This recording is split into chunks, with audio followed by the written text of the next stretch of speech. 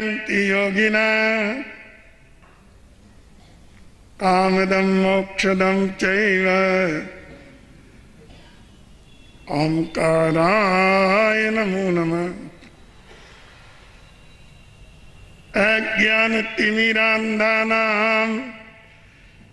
ज्ञानाञ्जनशलाकया नेत्रैरुन्मीलितं येन तस्मै श्री गुरुवे नमः। नमो दुर्वार रागादि वैरिवार निवारणे अरहते योगिनाथाय महावीराय ताइने।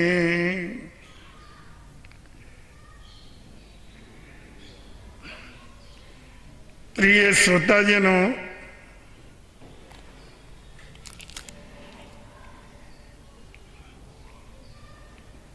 एक ऐसी महत्वपूर्ण बात है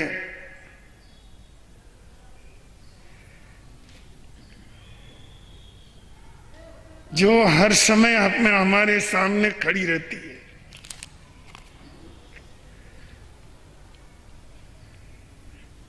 थोड़ा उस पर विचार कर लेना चाहिए। यदि हम उस पर विचार न कर पाए बहुत बड़ी भूल होगी। वह इतनी बड़ी भूल होगी कि जीवन को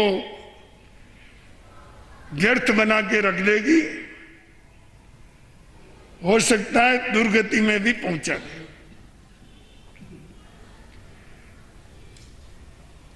वह महत्वपूर्ण प्रश्न यह है कि हमें जो कुछ मिला है उसको कहां लगाएं।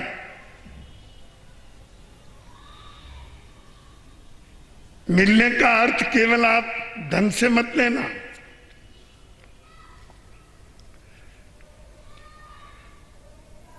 धन से तो हजारों गुना अधिक आपका तन है और आपकी इंद्रियां हैं।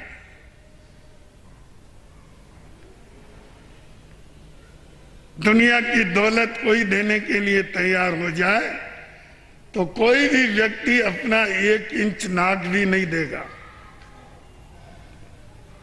यह कितनी बड़ी कीमत की चीज है। दुनिया की दौलत देने के लिए कोई तैयार हो जाए और मात्र वो आपकी 2 आंखें मांगे तो दोगे क्या?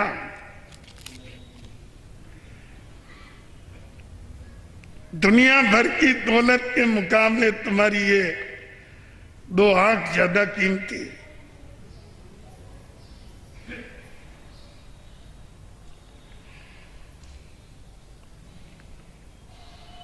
दुनिया की दौलत के मुकाबले आपकी एक एक इंद्रिय अनमोल है, जिसकी हम कोई कीमत नहीं कर सकते। यह भी हमको मिली है और पुण्य से ही प्राप्त है।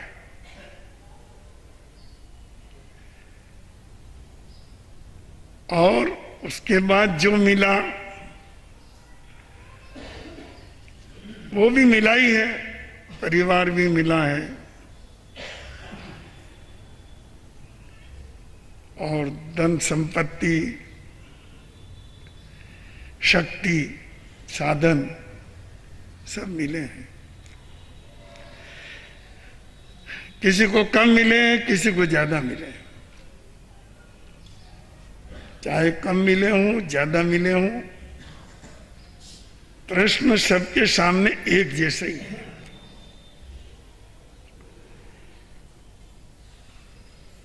वह प्रश्न उन्हें लगाने का है। कहां लगाएं? अगर चयन हमारा सही नहीं हुआ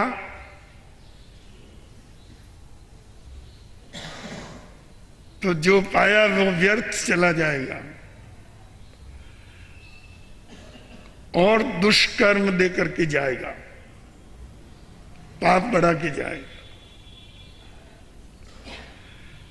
अगर जो पाया उसको हम सही दिशा में उसका उपयोग कर पाए तो वह अपने लिए मंगलमय हो जाएगा। अभी आपको सोचना है कि मंगलमय मार्ग चुनना है या गलत मार्ग चुनना है जो जीवन को संकट में डाल दे या दुर्गति में पहुंचा दे।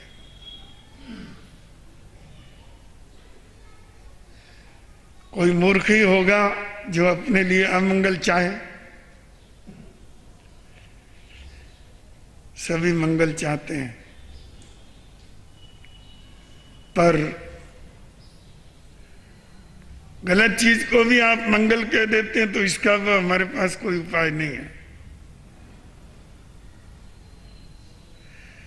किसी पाप को भी, किसी अधर्म को भी, किसी मोह और राग द्वेष को भी आप कह देते हैं अच्छा ये तो चीज, ये काम बहुत अच्छा है। ये तो मूर्खता है। बंधुओं, एक पारमार्थिक मंगल और एक व्यावहारिक मंगल, इसको समझना चाहिए। पारमार्थिक मंगल वह है जिसमें कर्मों की निर्जरा होती है। सामायिक औषध, उपवास, त्याग, प्रत्याख्यान, तपस्या, साधना, अनुव्रत की आराधना, महाव्रत की आराधना, ये पारमार्थिक मंगल है, क्योंकि इनके द्वारा आत्मशुद्धि होती है, कर्मों की निर्जरा होती है और क्रमशः व्यक्ति मुक्ति प्राप्त कर लेता है। दूसरा, व्यावहारिक मंगल। हम व्यवहार जो दिखाई देता है, किसी की सेवा करना, किसी को आरोग्य प्रदान करना, किसी को ज्ञान प्रदान करना, समाज के हित में काम करना, दान देना, ये सब नवीन उपादान मंगलिक है, जिसमें कुछ न कुछ उपलब्धि होती है, व्यवहारिक उपलब्धि होती है। यह व्यवहारिक उपलब्धि भी इसलिए मंगल है कि वह चेतना को परम मंगल तक पहुंचा देता है, इसलिए वह मंगल है। हम मंगलमय मार्ग का चयन करें।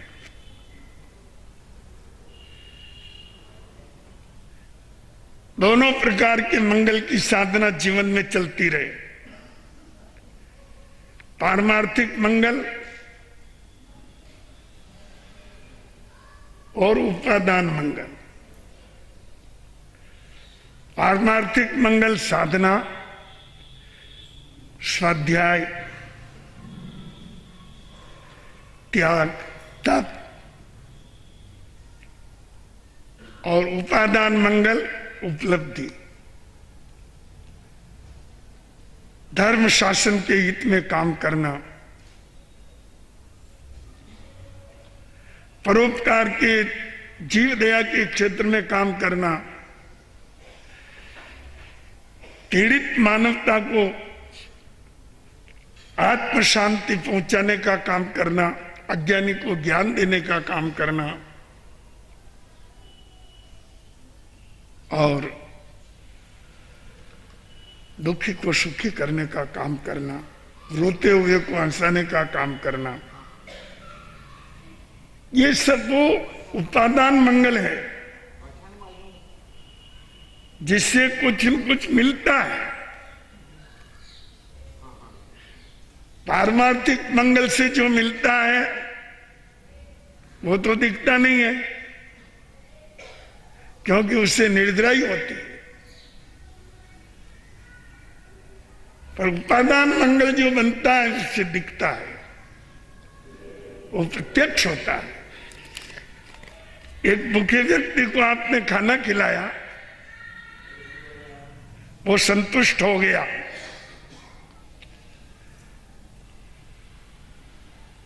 और उसके मुंह से यह बात निकल रही है कि आपका भला हो, मैं 3 दिन से भूखा था, आज मुझे खाना मिला। ये उपादान मंगल है। इसमें जो चीज, जो मंगल आपने किया, उसका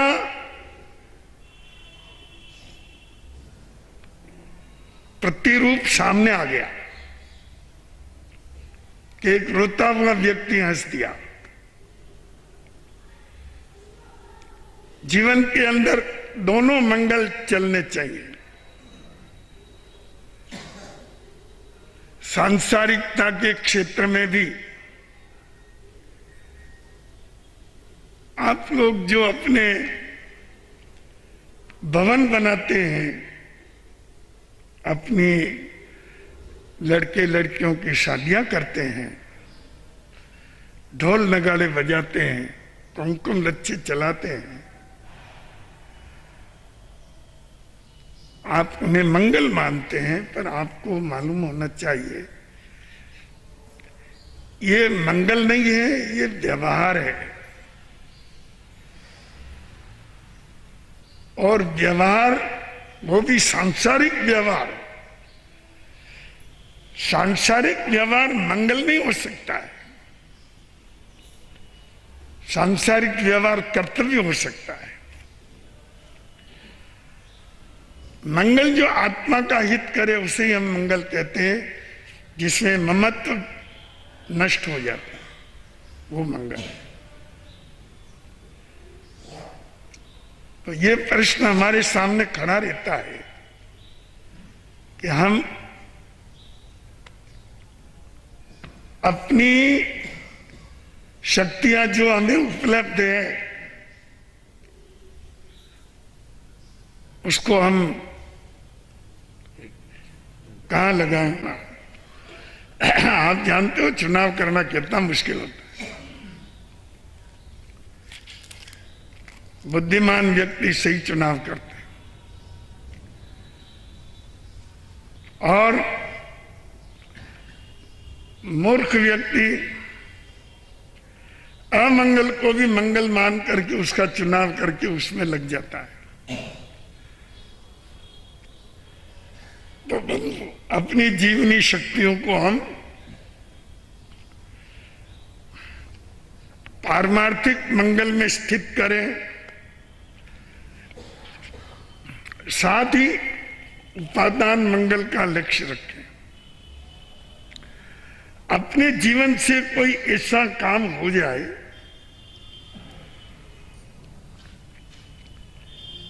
जिसमें किसी न किसी का हित निहित हो, समाज का हित निहित हो, संघ का हित निहित हो, धर्म शासन का हित निहित हो, किसी न किसी कष्ट पीड़ित प्राणी का हित निहित हो। ऐसे हम उपादान मंगल की तरफ भी अपनी शक्तियों का सदुपयोग करें, दर लगाएं, तो जो कुछ पाया, चाहे अधिक पाया या कम पाया, इसकी बात छोड़ो। दृष्टि पारमार्थिक मंगल और उपादान मंगल की रहनी चाहिए। व्यक्ति बहुत गरीब है और अपनी थाली में उसके 2 रोटी है, तीसरी रोटी का जुगाड़ भी नहीं है, फिर भी एक भूखा कुत्ता सामने आके बैठ गया और आधी डाल दी।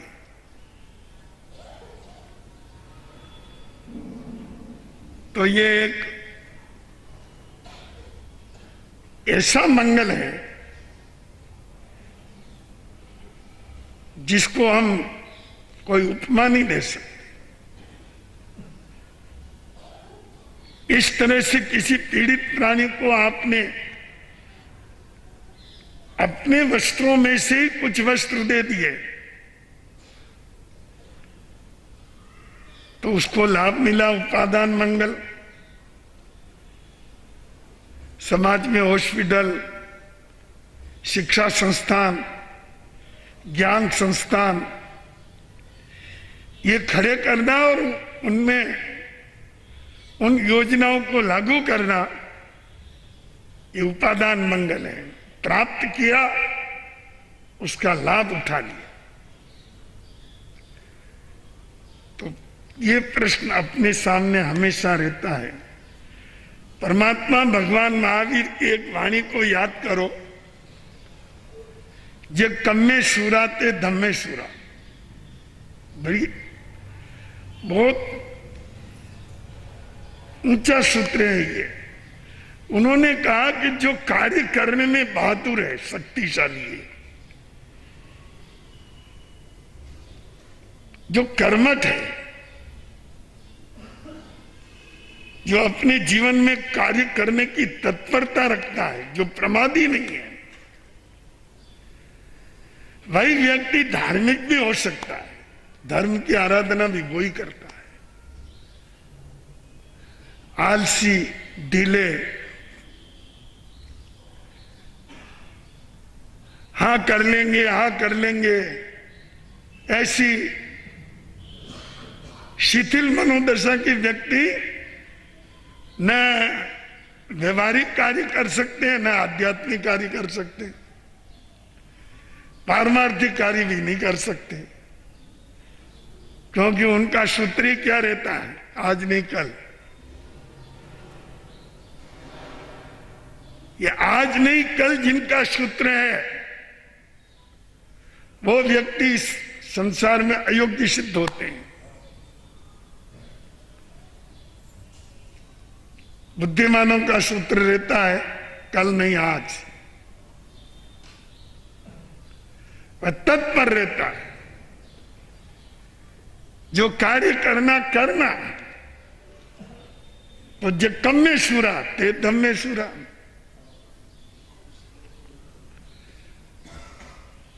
देख लीजिए, जितने भी बहुत बड़े बड़े शास्त्रों के अंदर आदर्श रूप में जिनका सिद्ध इतिहास निश्चित है, अंकित है, ऐसे महापुरुष धन्य सेठ को देख लीजिए। बहुत व्यवसायिक आदमी था और परमार्थ में आया तो भी वो परमार्थ साधा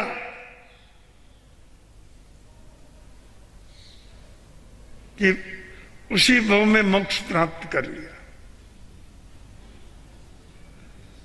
उन्हीं पत्नी का भाई था, उनकी पत्नी का भाई था शालीभद्र।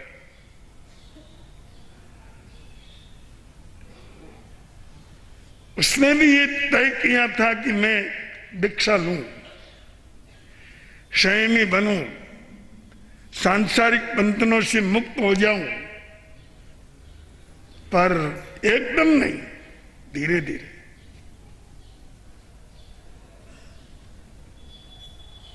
एक एक दिन एक एक पत्नी को समझाने का एक सहारा। त्याग के पथ पर बढ़ना तो है, पर धीरे धीरे। धन्ना जी ने कहा, शालीभद्र तुम कभी नहीं बढ़ोगे, जो व्यक्ति ढीली मनोदशा का है वो कभी मंजिल पर नहीं पहुंच सकता। मंजिल पर वही पहुंच सकता जिसकी पक्की मनोदशा है, दृढ़ कर्मठता है। क्या एक एक दिन धार लिया, करना फिर क्या है, चलो आओ। शालिभद्र आ गए, संयम भी पाला, साधना भी की, सब कुछ किया, फिर भी धन्ना जी से पीछे ही रह गए।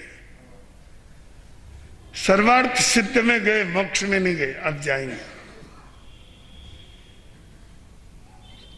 तनिक भी शिथिल मनोदशा होती है तो व्यक्ति मंजिल को प्राप्त नहीं कर सकता। सुदृढ़ मनोदशा का व्यक्ति ही आगे बढ़ता है। अपना जीवन कितना क्या है कोई नहीं जानता। हमारे सामने ये प्रश्न खड़ा है, हम कहां लगे कहां लगाएं। स्वयं को किसी महान कार्य में लगा दो, श्रेष्ठ प्रक्रिया में अपने को नियोजित कर दो, किसी ऊंचे आदर्श के साथ अपने को जोड़ दो।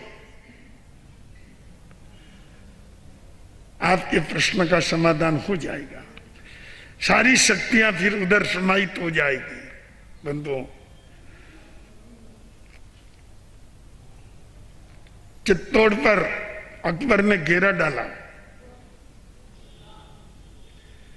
कोई भी बादशाह दिल्ली के सिंहासन पर बैठता, उसका पहला लक्ष्य देता चित्तौड़ को फतेह करना। जब अकबर का घेरा पड़ा तो मेवाड़ के सरदारों ने मिलकर महाराणा उदय सिंह को पहाड़ों की तरफ निकाल दिया और चित्तौड़ के किले का भार, उसकी रक्षा का भार बदनौर के जयमल राठौर और आमेर के पत्ता टुंडावत उनको सौंप दिया। जब उनको सूचना मिली तो वहां से चले, अपने कुछ साथी लेके और शस्त्र लेके चित्तौड़ की रक्षा करना है। मार्ग में डकैत मिल गए, डकैतों ने घेर लिया, जो कुछ है सामने रखो, नहीं तो मरने के लिए तैयार हो जाओ। काफी संख्या में थे। उनका भी एक सरदार था, जयमल और पत्ता, दोनों थे तो बड़े वीर,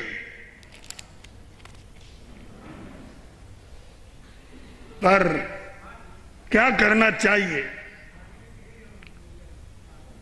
ये सोचने लगे। जयमल बड़े थे, पत्ता छोटे थे। पत्ता ने जयमल जी को पूछा, इतियावुत,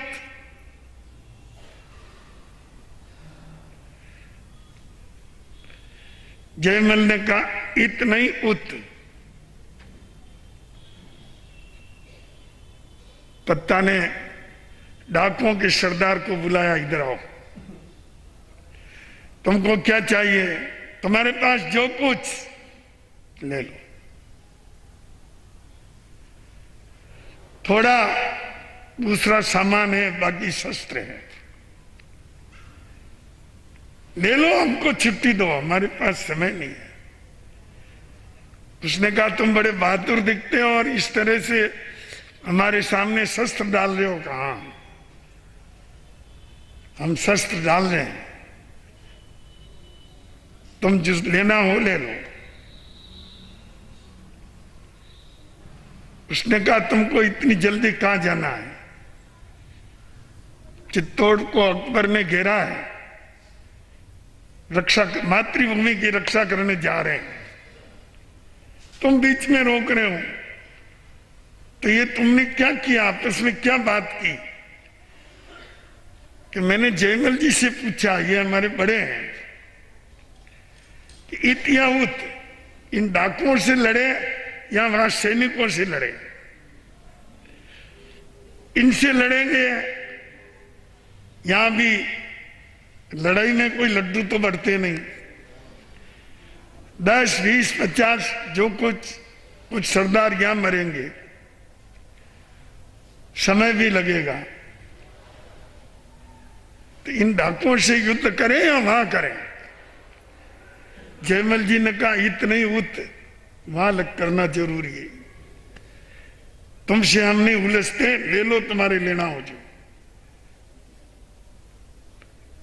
तुम भी मेवाड़ी हो, तुम्हारी भी मातृभूमि है, तुम सेवा नहीं कर रहे हो, कोई बात नहीं, विलंब क्यों कर रहे हो? हमारे कार्य में विघ्न क्यों डाल रहे हो? डाकुओं का स्वर्गना नमन करके बोला कि आप बहुत महान हैं, हम भी अब मातृभूमि की सेवा करने के लिए आपके साथ आते हैं। ये हमारे मेवाड़ के इतिहास का एक पृष्ठ है। पर आपको इन दो बातों में एक बात याद रखना चाहिए, इत या उत। यहां खर्च करना या वहां खर्च करना, अपने को यहां बर्बाद होना या वहां बर्बाद होना, यहां लगना या वहां लगना, लगना तो है ही, और जहां भी लगेंगे क्षति होनी है, नुकसान होना ही है। जयमल ने कहा इधर नहीं, इतने उत, अकबर से लड़ना है। बंधुओं, ऊंचे उद्देश्य के लिए छोटी बातों को, छोटे स्वार्थों को छोड़ना पड़ता है। अपने जीवन के अंदर हमें स्वयं को कहां लगाना है? इतियाउत, सारा जीवन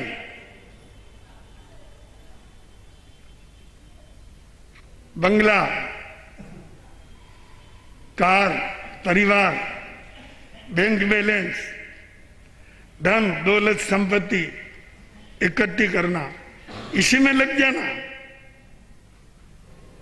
इत, पूरा जीवन इत, संसार के सारे परिवार और धन दौलत संपत्ति के लालची बन करके गाड़ी में लगे हुए बैल की तरह पूरी जिंदगी वजन ढोते रहो, एक दिन दुनिया से जाना ही है। या उत, किसी अपने परमार्थ में भी अपने आप को स्थित कर दें, सेवा और समाज हित के कार्यों में भी अपने को समर्पित कर दें, त्याग तप और साधना में भी हमको अपने को स्थित कर दें, ये उत हो गया। हम परमार्थ के लिए जी रहे हैं, न केवल स्वार्थ के लिए, सेवा के लिए जी रहे हैं, न खाली पेट भरने के लिए। तो बंधुओं, ये दृष्टि स्पष्ट होनी चाहिए। अगर ये दृष्टि स्पष्ट नहीं होगी तो पूरा जीवन व्यर्थ चला जाएगा। और हो सकता है आपने अपने आप को जितना पापों में लगाया, जितना मोह माया में लगाया, जितना लोभ लालच में लगाया, आपका जीवन दुर्गति का पात्र भी बन जाता है। सामने ये निर्णय करना ही जरूरी है कि हम स्वयं का किस तरह से कहां उपयोग करें। यह आपके चिंतन के लिए मैंने छोड़ दिया है। मैंने तो केवल आपके सामने कुछ विश्लेषण किया है जिस पर आप मनन करना। आज के प्रवचन का सार यही है, आत्मसात करें, आनंद आना।